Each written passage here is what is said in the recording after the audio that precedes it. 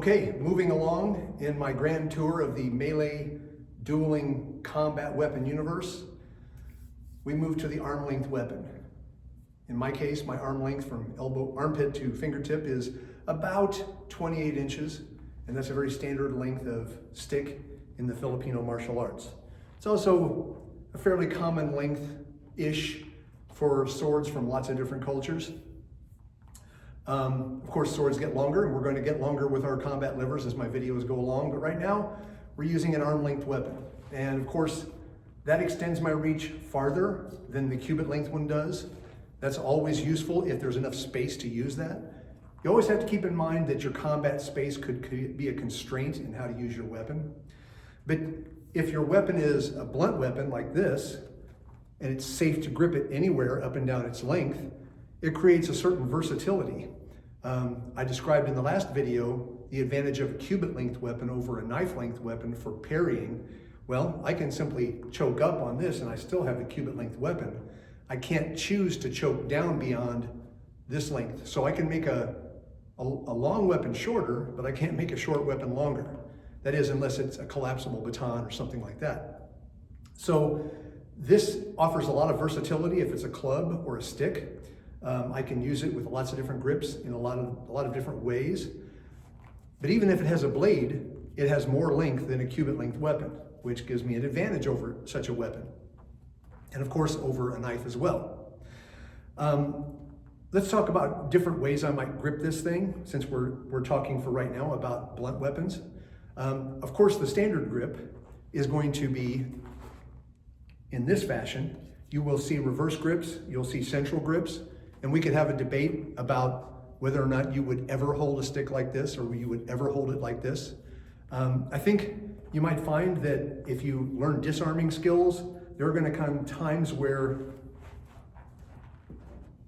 you find yourself with your opponent's weapon in your left hand and reverse grip after certain disarms.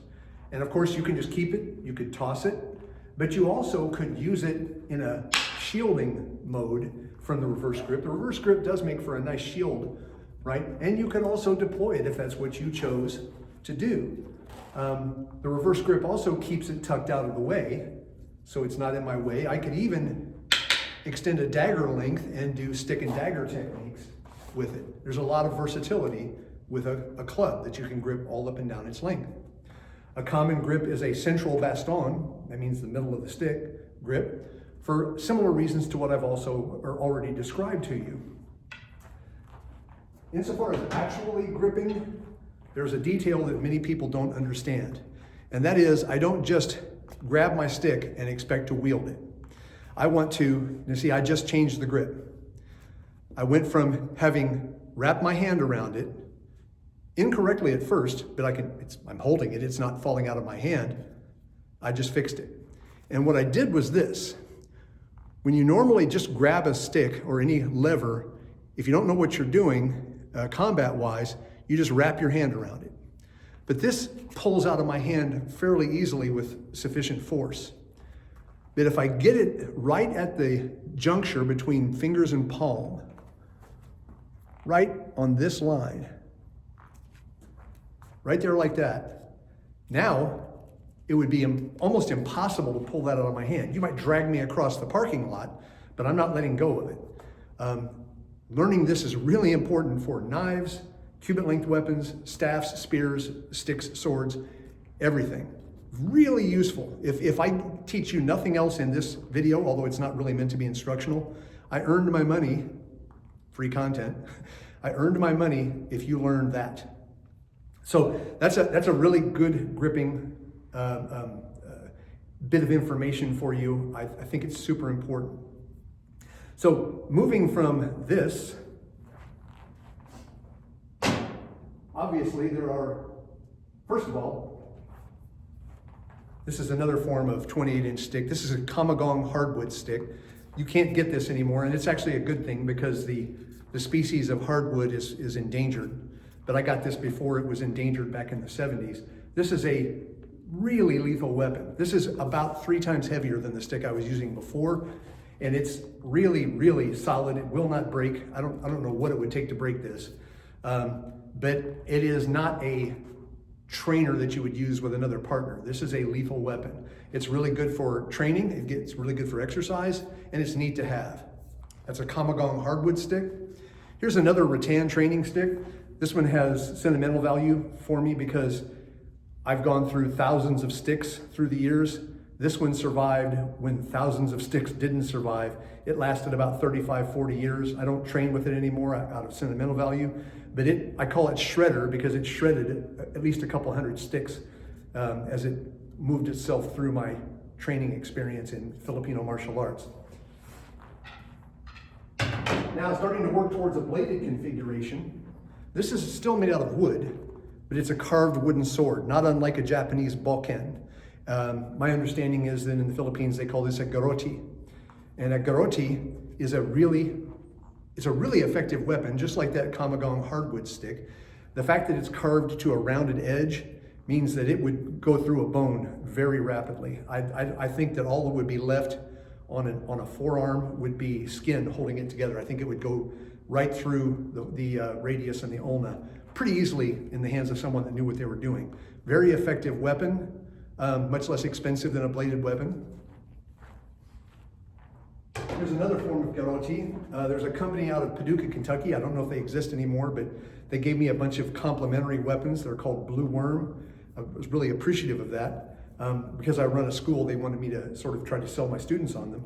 And this thing is made out of some exotic tropical hardwood, and it's really neat. I like this. I'll talk about this in a minute when we get to a certain blade design. So this is another garrote. One of the more interesting versions of a garrote is just a good old-fashioned axe handle.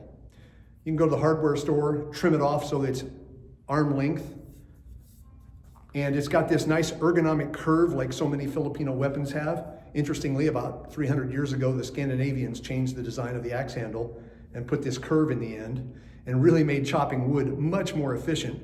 15 degrees, roughly, is a really ergonomic curve to have on almost any implement. It's got a nice horse hoof puño down here that would be devastating to be hit with. If you want a poor man's garrote, just go to the hardware store and buy an axe handle and trim off the end. You know, grind around here so you don't have a sharp edge, and you've got a fantastic training weapon. Now, I mentioned earlier on a blade, this curve, that's indicative of a weapon. My understanding is of a weapon in the Philippines called a Zanzibar, named after the island of Zanzibar off the coast of Tanzania. And some Filipinos were there and they saw this design and they liked it so much, they sort of borrowed the idea and made it a very popular weapon design in the Philippines. It's also called Goodbye Haro. I'm led to understand. If I'm wrong about any of this, it's my fault. I remembered incorrectly. But it's called Goodbye Haro because Haro is a racial slur for white folks in some parts of the Philippines. So this is a Goodbye Honky blade. In the southern Philippines, the Kris is a very popular design. The curves both have a spiritual significance and also act like a serrated blade, making it cut differently than, say, a differently designed blade might. So this is a cheap trainer of a Kris. I really like any handle that has this indentation because that allows me to cut and almost completely open my hand, and it stays in my hand as I'm swinging it and really adds a lot to swinging. One of the things that you'll learn is if you have any kind of a grip like this, you can relax your hand and swing harder than if you are death gripping that weapon. Fascinating little detail that you'll find on a lot of Filipino weapons. This one's extremely pronounced, angling actually back. Really, really neat thing to play with if you ever get a weapon that has that feature. Here's a bolo. So that's a leaf blade design. Doesn't have quite the curve here, but it still helps when you're pole cutting to have this to pull against as you're cutting. Now, this design is called ginunting. It's related to the word gunting, which means scissors. And the ginunting, this particular ginunting, has a reverse curve. Unlike a scimitar, which would have a curve on the outer edge, a ginunting has the curve on the inner edge, like a Nepalese kukri. It tends to be much more balanced than a kukri. It's not so point heavy. But with the curve and then the ergonomic curve of the handle, you get a lot of power down at the end for cutting. Really fascinating design. This is a really inexpensive trainer. I've got a better trainer that any of you who have watched a lot of my videos on my YouTube channel have already seen this trainer. This is my favorite training weapon, perhaps, of all the ones I've got. Notice it's got the nice little hook. Notice it throws out to a thrusting grip beautifully. I really like this. I think the company that made these quit making them, so I hope this lasts the rest of my life. Notice that this Ginonting is straighter, perfectly valid. You can have arguments over whether it should be straight or should be curved. They're both lethal. This one's got a false edge on the back, on the last 4 or 5 inches. Really useful weapon design. Here's a live blade Ginonting. Very nasty. Good hand guard there, I like that. Solid wood scabbard. The handle is the best handle I've ever seen on a weapon. I really like this. Now, I would be remiss if I didn't also mention weapons that are offset balance-wise. They have a heavier end and a lighter end. And an axe is a classic example of that. And axes have been used all through history for, of course, for chopping, but also for things like hooking and pulling. Classic technique in European heavy infantry was to go over the top of a shield and pull it, grab it, and then hit again. This particular training weapon was made for me by one of my students who's passed away now. I figured out that my hand fits right in there. It's like a hand guard, and I can use it in this grip as well. So it's a nice weapon. I really like it, and it has a sentimental value to me as well. And in the same vein, I've got an offset weight weapon here. That's just a trainer where I've taped lead weights to it. And as I've already mentioned to you, you're much ergonomically safer for your joints if you learn to move the hand around more than the tip moves around. So you can strike and pull your hand back and leave the tip out where it was, and it creates a different way of moving with your lever. So this is an interesting training device. So that takes us through the video for arm length weapons. I hope you found it interesting. And I think you'll find the next one interesting as well. And that's when we move out to a 3-foot length weapon that I often call a half span weapon.